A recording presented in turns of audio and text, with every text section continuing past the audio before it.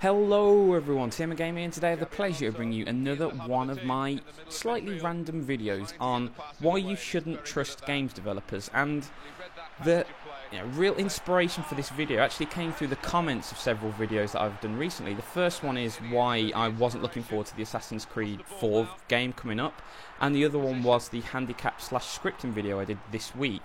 And on both videos there were comments that said things like, I'm looking forward to the game because the game developers have said they're going to do this, therefore I'm looking forward to it, or the game developer has said this, therefore I'm going to believe that and ignore all of the other things that people say because they've said this. And both of those things are linked into the same sort of idea, and that is brand loyalty, basically, loyalty to a developer. Now, I've had this before, and I'm pretty sure I'll do it again in the future, but basically what happens is, you like the games the developer makes. You play 3 or 4 games that you really, really like, and they're in your high-ranked games, and you think, right, that developer's done really good work, therefore, in the future, I'm just going to blindly trust what they do. And my friend actually gave me an even better example of this. Obviously, you guys know that the console wars is beginning to hot up, with both the PS4 confirmed for later this year, and all of the signs are suggesting that Xbox and Microsoft are going to launch their new title at roughly the same time. You know, there's Major Nelson's had a countdown to E3 on his Twitter page for so long, so new consoles are coming out, and one of my mate's friends is an absolutely mad Microsoft fan, and he said to my friend on Xbox Live, doesn't matter what happens, I'm going to buy the new Xbox. And that's a really great example of what I mean here. It's pretty much blind loyalty to a developer or a producer, a publisher, whatever it may be. And that loyalty seems to blunt any reason in that person. And this is a really, really dangerous thing, because games aren't cheap anymore. You know, this isn't the time where you can go and get a new game for like £10-15 like you could quite a long time ago now, admittedly. All of these top AAA releases are going to be £40, $60, somewhere in that region. You can get, the indie games for sort of cheaper, but you're not going to get one of those major releases for anything less than 35 quid, unless you get some stupidly insane promo deal or 2-for-1 deal or something like that. So these games are really, really expensive. And the problem comes with the vast majority of people out there don't have a spare £40 just to throw away. I mean, I know I certainly don't. I buy probably at most 4 games a year. And if one of those games is a complete wreck and it's broken and unplayable, that's a massive hit on my pleasure, because if you can only afford 4 games a year at most, I mean, I get most of them through birthday or Christmas presents as well, so perhaps even only 2 or 3 games a year. If one of those games you buy turns out to be rubbish, you've just had a huge hit on your pleasure, because that's a game you basically don't want to play anymore. That leaves you only 2 games that you've bought that year, and then you're going to have to trade in other games or something, and you're cutting down on your enjoyment because you've made a bad purchase. So this unconditional brand loyalty can lead to some pretty bad errors. And a great example of this, and I'm going to say 2 of them here. One of them is Mass Effect 3. And this is my personal example of how I let loyalty to a series blunt my reasoning. I got so hyped up for Mass Effect 3, it was unbelievable. Now, obviously, Mass Effect 1 wasn't on the PS3, unfortunately. That was an Xbox exclusive. But Mass Effect 2 came onto the PS3, and obviously Mass Effect 3 was on multi-platform. So I was a bit late to the series. I started watching my friend play Mass Effect 2 about 6 months before Mass Effect 3 was about to be released, and I saw how good that game was, and he had rave reviews about it, told me how much he'd enjoyed it. He'd played through the game 4 or 5 times, so he absolutely loved that game. It was one of his favourite games. And I just got so hyped and thought, Mass Effect 3 is going to be unbelievable. I absolutely love this game. I got so into the lore. I mean, I think I read every single page on the wiki about that game. I was super, super hyped. And I pre-ordered it, and I went out, and I was so looking forward to it. And then, obviously, as most of you guys know, there were some horrendous problems with that game. You had the day 1 DLC, so the company took out something from the disc that they'd produced before the game was released. So this was on the disc of every single one that was sold on day 1. But the problem was, this was an absolutely huge piece of lore, and I'm not expecting most of you guys to know anything about the Mass Effect lore, but it was basically a Prothean, a forerunner race. He was the only one alive. They'd been assumed to be dead for 50,000 years, and all of a sudden you can get a live one on your team. That is like saying you have to pay to get Darth Vader in Star Wars. That's how ridiculous it is. You know, day one Darth Vader DLC, otherwise he's not going to be in the campaign and Luke's just going to be talking to thin air. That is basically the level of that DLC. They made you pay for the most groundbreaking bit of lore the series had seen up to that point, and it was already on the disc, and that is just such a kick in the balls to the fans of the series. It is unbelievable. But it got even worse than that. The ending to that game was absolutely atrocious. But what made it even worse was, for months before that game, the developers, BioWare, had been coming out and saying, you know, this is a game where every single choice you make will impact the ending. You can have hundreds of potential endings depending on what you've done. That every single little tiny detail, a conversation you have, what option you take, that has the potential to affect the ending. And everyone was going, "What? This is going to be incredible, you know. There's going to be so many different stories, and they're all going to be tailored to your individual game experience. That's going to be incredible. No one's ever done that before." And if you guys know anything about that, it basically turned into one ending with 3 different, slightly coloured cutscenes at the end. And it was just, what have I just watched? Yeah, I did a video around the time of that game when it came out about the ending, and if you want to go back and watch that for a proper in-depth analysis of how terrible it was, please go ahead and be my guest, because it was woeful. I could do another 30-minute video just talking about how awful it was, but I don't want to spend too much time off topic, so let's just be very, very safe when I say it was a pretty horrific ending. So you've had this game which had the potential to be awesome from a developer which was awesome, all of a sudden ruined by some shocking DLC, and just the worst ending of all time, which was directly against what they'd promised before the game was released. Now, the game quite obviously was rushed out. I think this was EA's pressure on it again, which is another reason why EA come into this a little bit, but that game was probably rushed out a month before, because everything up to that point was fantastic, and then the ending was just a disaster. But it can get even worse than this.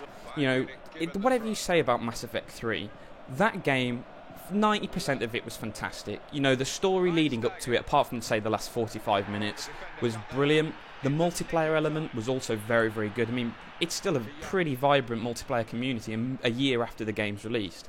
And consider that, you know, Mass Effect didn't even have multiplayer before that point, so to release such a fantastic multiplayer side, while still keeping the character of the series, because it's not you against other players, it's 4 players working together as a team against the computer, which is always what Mass Effect has been. It's been more of a single player experience, but managing to keep that theme and get that multiplayer out was awesome.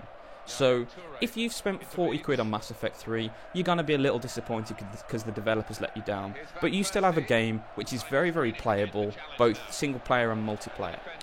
If you've bought Aliens Colonial Marines for 40 quid, you've been completely and utterly screwed. Now, Aliens Colonial Marines was a game released by Gearbox Studios earlier this year, I think it was in February, and it was basically a tie-in to the Aliens series set just after Aliens 2, so it's a squad of Colonial Marines going to the planet they were on. I think it's called Nostromo. My Aliens lore is pretty woeful, so don't quote me on that.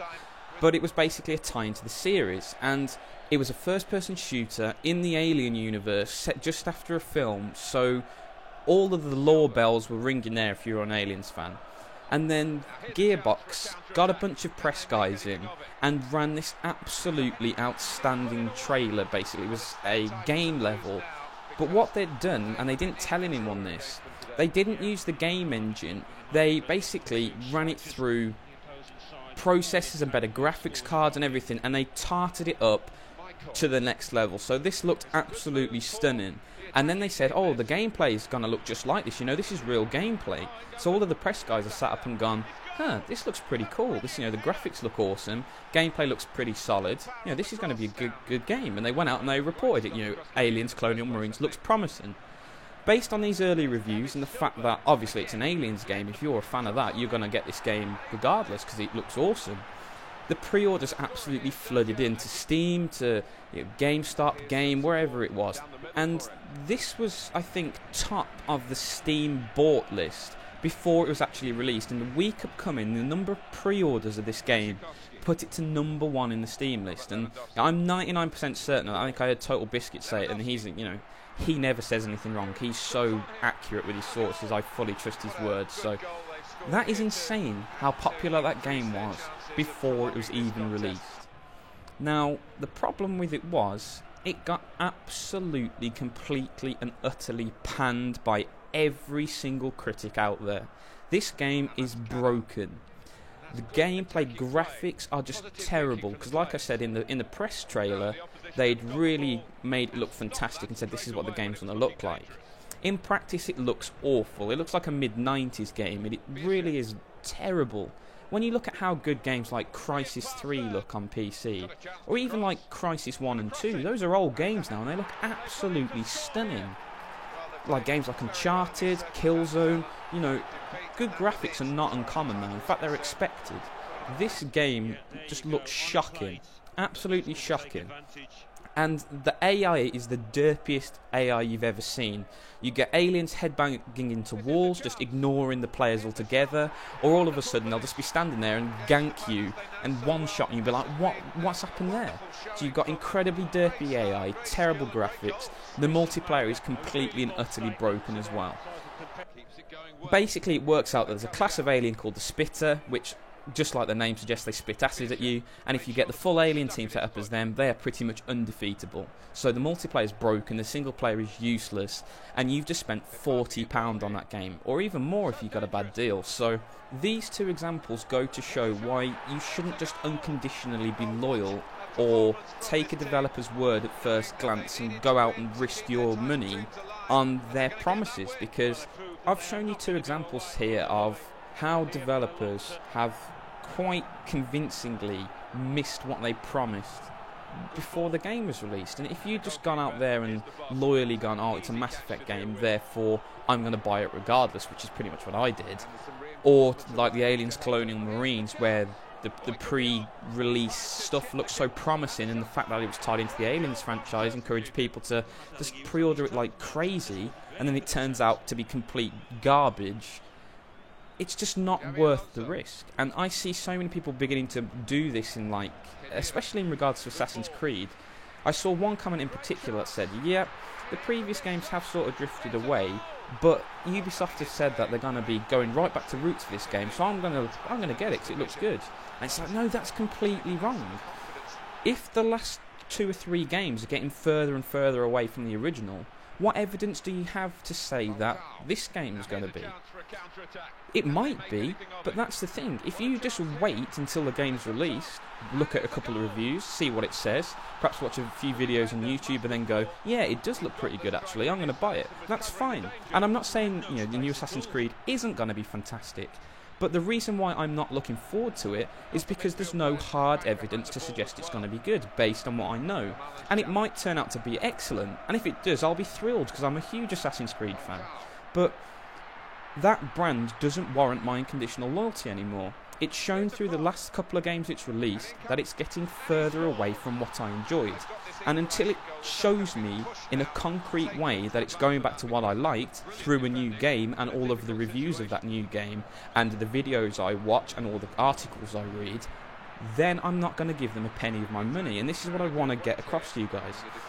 You might massively enjoy 4 games in a row of the series, of any series out there. There is absolutely nothing to suggest that Game 5 will be as good. You cannot just go out there and click your fingers and just throw away money, because the game might come back and bite you, and 90% of the time it doesn't. I mean, I've gone out there and pre-ordered every Call of Duty since the dawn of time, and I've enjoyed most of them at the time, but it really isn't worth the risk, and it's much better just to sit back, give it a few days, look at the reviews, and then go out and buy it, because then you're not putting anything at risk. If you pre-order a game and it turns out to be rubbish, the chances are you're not going to be able to get a refund unless you cancel before the game's arrived. And most of the time you're not going to do that, because the game will arrive on release day, you'll tear the wrapper off, you'll put it in your PS3 or your Xbox or whatever, You'll play it for a couple of days, begin to realise it's a bit rubbish, and then it's too late. Sorry, you've already spent your money on it, you've already played it. You might get a couple of quid for it in trade backs, but you've lost 30 quid minimum there, and this is what happens a lot. If you just take a couple of days, have a look at the game, and then buy it, you're just taking absolutely no chances. And there's even more examples of this. When a good game's released and it's popular and you like it, developers very often release things called season passes, where basically you buy a season pass for perhaps £40, $60, and they say every bit of DLC we release you will get for free. And at first glance this seems like a good deal. It's like, yeah, I put this lump sum down at the start, but they're going to be releasing loads of DLC, so I'm going to make a big saving in the long run, and I really like this game, so I want to do this. It's a bad idea as well, because the only thing you have to say that developer is going to make DLC is their word.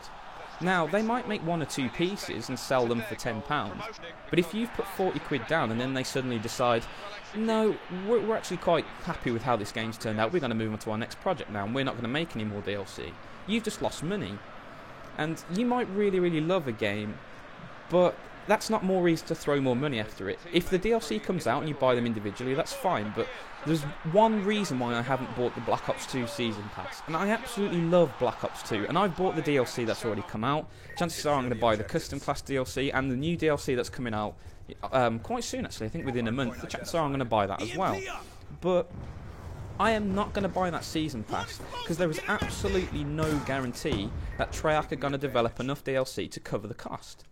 So it's just about being a little bit smarter, and the thing is, as consumers, we have the power to decide what the games companies do, basically. Because it's with our money that we say what we want and what we like and what we don't like. So if we keep going out and pre-ordering games like Aliens, Colonial Marines, which then makes a lot of money for being rubbish, it's going to encourage other developers to do the same. If we go, no, we're going to wait a couple of days, we're going to wait to see what that review says, and if it's good, I'm going to reward that company with my money and buy that game because it's good and I want to play it.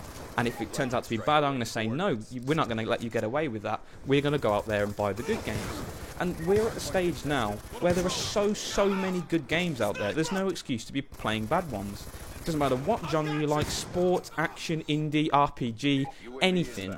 You can go out there and find game after game which is top notch for really cheap. I mean, if you ever look at the Steam sales, there are so many good games for under £5. It is insane.